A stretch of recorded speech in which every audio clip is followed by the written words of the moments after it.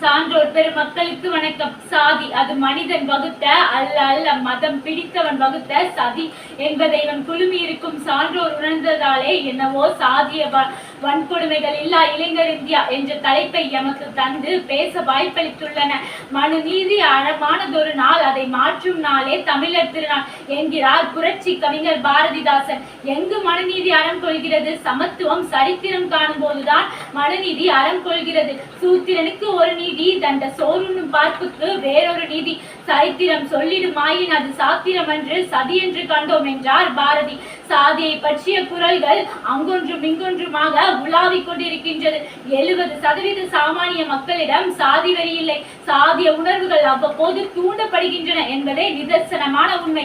ஆதி மனிதர்களிடம் இல்லாத சாதி இந்த மீதி மனிதர்களிடம் எப்போது வந்தது? பிறப்புக்கும் இல்லா உயிர்ப்புக்கும் சிறப்புவா செய்தொழில் வேற்றுமையான் என்று திருவள்ளுவர் கூறிய கூற்றின் கொடி, பிறப்பினால் அனைவரும் சமம், செய்யும் தொழிலால் மட்டுமே வேறுபாடு காண முடியும். கற்றோர் நிறைந்த சமூகத்தில் புத்தி செல்போல் வளர்ந்து கொண்டிருக்கும் சாதிய கொடுமைகளை வேறறுக்க இளைஞர்கள் தான் கரம் கோர்க்க வேண்டும். அதற்கு நம் அதிகாரிகளும் அரசும் தோள் கொடுக்க வேண்டும். சாதி வெறியில் நடைபெறும் கௌரவ கொலைகளை சமூக குற்றம் என்பதை அனைவருக்கும் உணர்த்த வேண்டும்.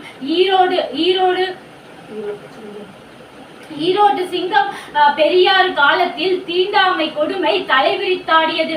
உயர் சாதியினர் மருத்துவமனை, குளங்கள், அலுவலகங்களை பயன்படுத்தின. தாழ்ந்த சாதியினரை விரட்டி அடித்தனர். கோவிலுக்குள்ளும் வெளிப்புற தெருக்களிலும் கூட அனுமதி மறைக்கப்பட்டது.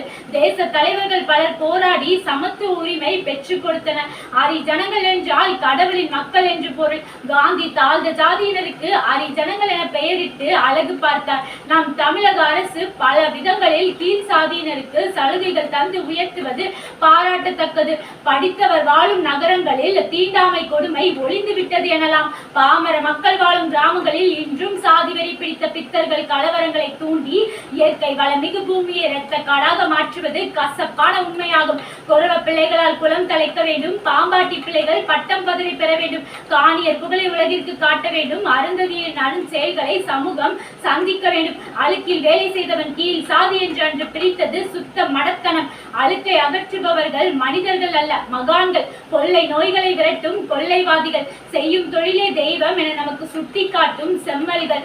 உடல் ஊனமுற்றோரை மாற்றுத்திறனாளி என பெயர் சூட்டி பன்முக திறனையும் பாராட்டி அவர்களுக்கு வாய்ப்பளித்த நல்ல தமிழ் பூமி இது.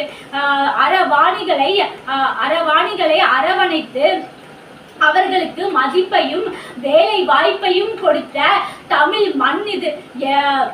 சாதி பெயரால் சம்பவங்கள் நடத்துவது தவறல்லவா?